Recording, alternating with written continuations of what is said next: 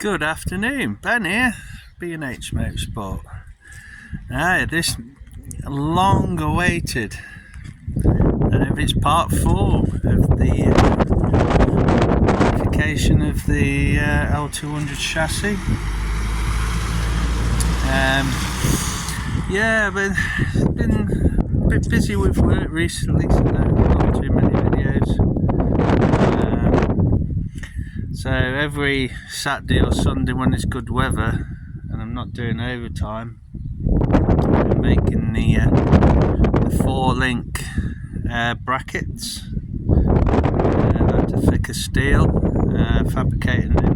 Good job I've done that, because parts of that part of the chassis were not in the best. It's all fresh metal in there now, and the bottom links are in with the adjustable mount.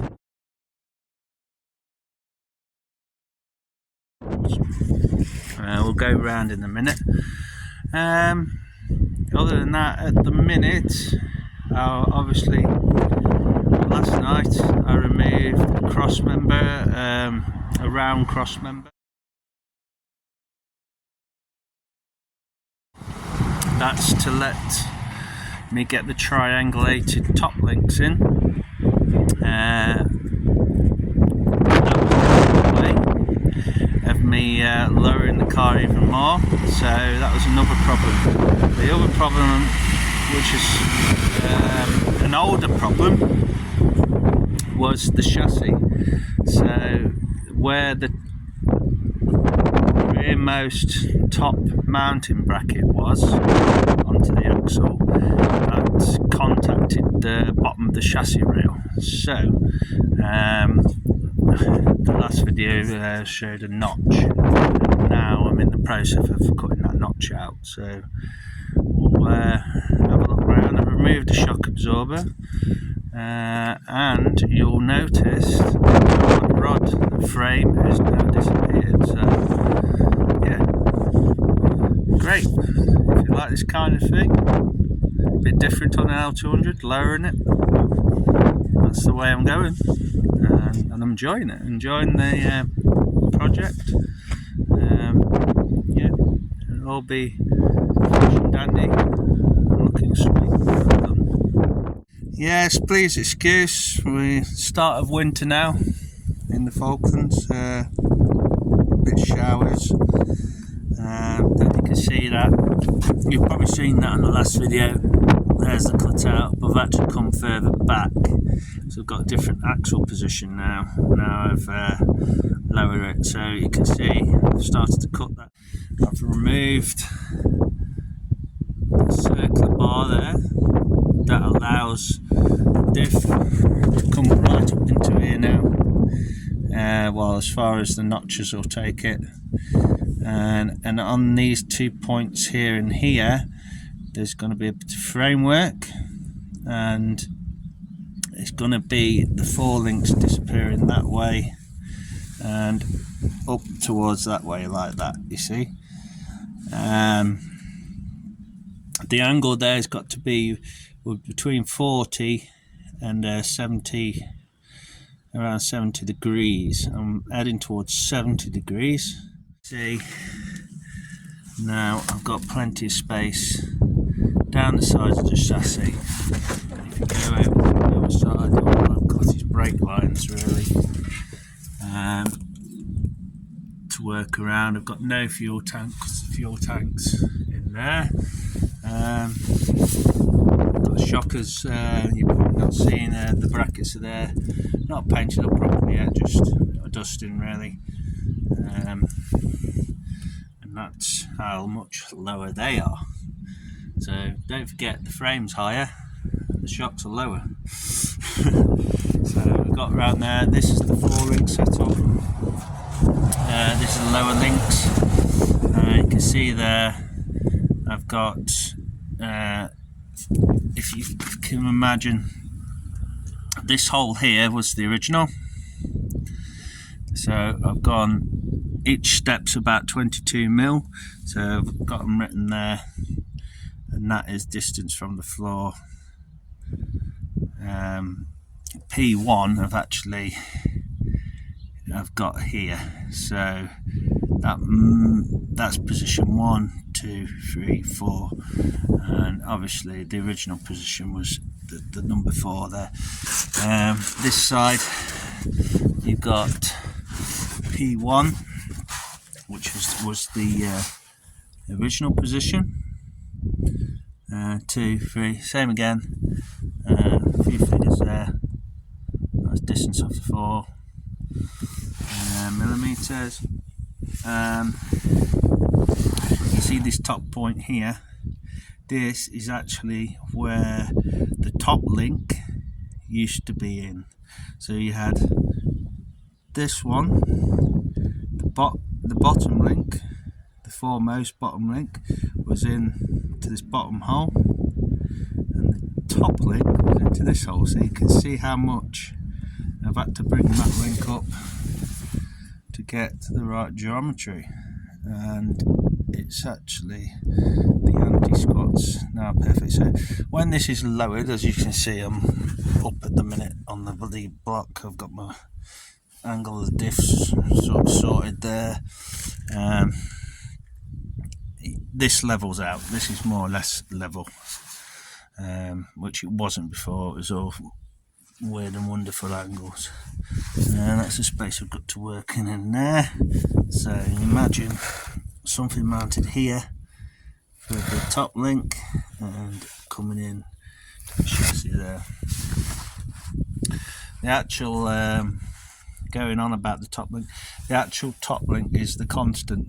So where there's a bracket here that holds the top bush, and I'm going to have to work out which height is, because that height there is the constant. So wherever the top link foremost bracket is for the bushing will be somewhere in here, but obviously going back towards the actual, and that's the reason I can get, because I'm going triangulated, that is the reason I could get rid of this bar here, and that was the old panhard rod.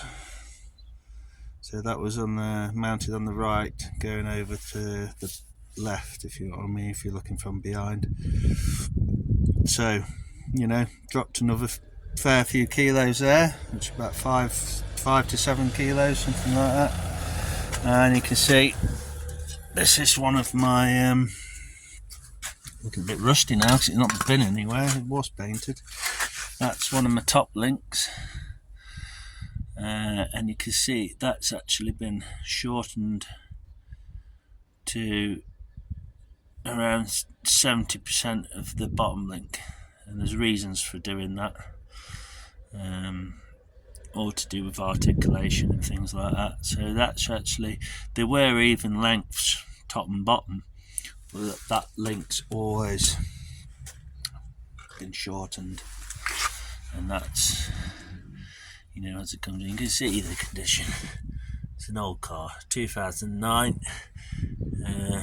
You know, I'm dealing with that as well at the same time, so it's getting a total fresh. I mean, even just sat here, you know, this was freshly painted, and it's, you know, that time this thing was moving. Yeah, that's it, guys.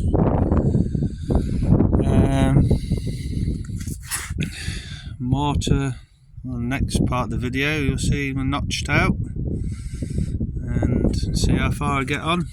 But yeah, and there's the section I've moved out there, and all it's got on is a breather and a few mountings for the brake lines and the ABS sensors and all that.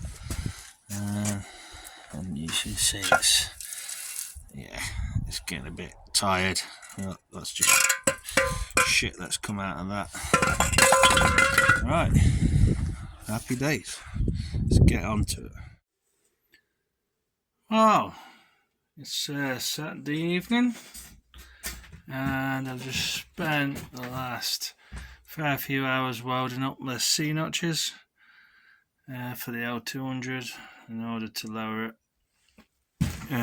So I'll probably get them on tomorrow. So here they are. This is the outside of the frame, so that will butt up against the original, rest of the framework, and then get welded all the way around and inside. The back side is quite hard to get at, so it's just going to be on the outside. And what I thought of, I triangulated the inner side for a bit of strength. You can see there, all welded up. Yeah, it's all triangulated. So if I decide to make it a triangle at the front rather than a square, I can do. That's all primed up. Sticky thing is, yeah, off to bed. And this is what I cut out. You see a bit closer up now. What a mess. And that's basically, that's going to replace it. You can see where my little finger's moving there, that's where my bump stop was catching, or not the bump stop, sorry, the wishbone, the upper wishbone,